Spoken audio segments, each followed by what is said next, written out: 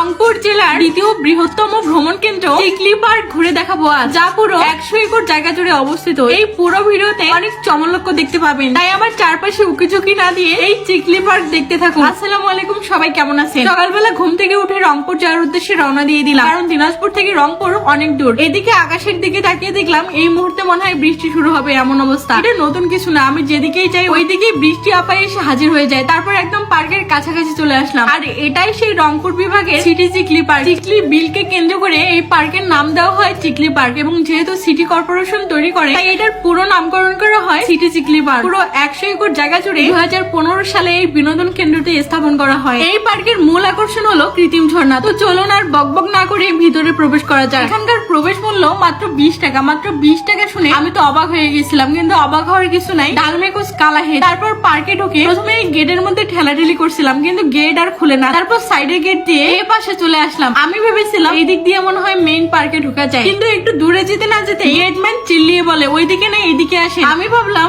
আমাকে হয়তো চা নাস্তা খাওয়ার জন্য ডাকতেছি, কিন্তু কাছে যেতে ওরা বললো এখান থেকে টিকিট নিয়ে ভিতরে ঢোকেন। আমি বললাম আগেই না টিকিট কাটলাম। ওরা বললো এই ওয়াটার পার্কে ঢোকার জন্য আলাদা টিকিট কাটতে হয়। তারপর 30 টাকা দিয়ে টিকিট কেটে ভিতরে ঢুকে পড়লাম। ওয়াটার পার্কে ঢুকে এখানে দেখলাম পানির উপরে ভাসমান একটি ছোট্ট কালভার্ট, যেখানে এটা স্পিড বোর্ড নিয়ে দাঁড়িয়ে আছে। এই স্পিড বোর্ডে উঠতে গেলে 100 টাকার টিকিট লাগবে। যাই হোক, আমারও তো আলগার সঙ্গ নাই ভাই। তারপর এইদিকে চলে আসলাম, একটু সামনে যেতে দেখলাম না কিছু দেখিনি, আপনারাও কিছু দেখেননি। তারপর এইদিকে চলে আসলাম, এখানে অনেক মাছ দেখতে পেলাম রং বেরঙের, অনেক কিউট ছিল মাছগুলো। এছাড়া এখানে ছোট ছোট ঝর্ণা ছিল। তারপর এই পার্কের মেইন আকর্ষণ এই কৃত্রিম ঝর্ণা দেখতে পেলাম। ওয়াও, কি সুন্দর তাই না? ছোট্ট একটা পাহাড়ের কোল ঘেঁষে এই ঝর্ণা পড়তেছে, আর চারপাশে এরকম সবুজ প্রকৃতি দেখে মনটাই ভরে গেল। এতদিন ভিডিওতে দেখেছিলাম, আজকে স্বচক্ষে দেখলাম। তবে রাতের বেলায় এই ঝর্ণা নাকি অনেক রকম কালার হয়, নিশ্চয়ই তখন আরো সুন্দর লাগে। এই ঝর্ণার সামনে ছিল অনেক রকম মাছ, এইদিকে অনেক গাছ গোছালি ছিল, কিন্তু আমার সময়টা খারাপ ছিল, কারণ অলরেডি বৃষ্টি পড়া শুরু হয়ে গেছে। তারপরও ঘুরতেছিলাম, ভাবছিলাম হয়তো বৃষ্টি থেমে যাবে, কিন্তু বৃষ্টি আরো জোরে জোরে পড়ছিল। তারপর একটা লুকানোর জায়গা খুঁজতেছিলাম, কিন্তু কোথাও পাচ্ছিলাম না। এইদিকে একটা গাছের নিচে বসলাম, ভাবলাম এখানে বৃষ্টি কম পড়বে। কি দেখেন, আগে বলেছি আশেপাশে তাকানোর দরকার নেই। এদিকে চারপাশে ছোট ছোট বেঞ্চ বসানো রয়েছে। প্রকৃতি দেখতে দেখতে প্রেমও করতে পারবেন। তাই আর দেরি না করে অবশ্যই রংপুর চিকলি পার্কে চলে আসবেন। হঠাৎ জোরে জোরে বৃষ্টি শুরু হয়ে গেল, তাই এখানে বসে পড়লাম। আর ভাবছিলাম 1 ঘন্টা পর বৃষ্টি আসলে হয়তো সবটাই ঘোরা হয়ে যেত। অনেকক্ষণ পর বৃষ্টি থামলো, তারপর এই দিকটাই ঘোরার জন্য হাঁটছিলাম। তবে এখনো আকাশে অনেক মেঘ, যে কোনো সময় আবারও বৃষ্টি আসতে পারে। আর বিশাল পুকুরের সাইড দিয়ে এরকম খড়ের বেড়ার ছাউনি দিয়ে বসার স্থান রয়েছে, ভালোই লাগছিল।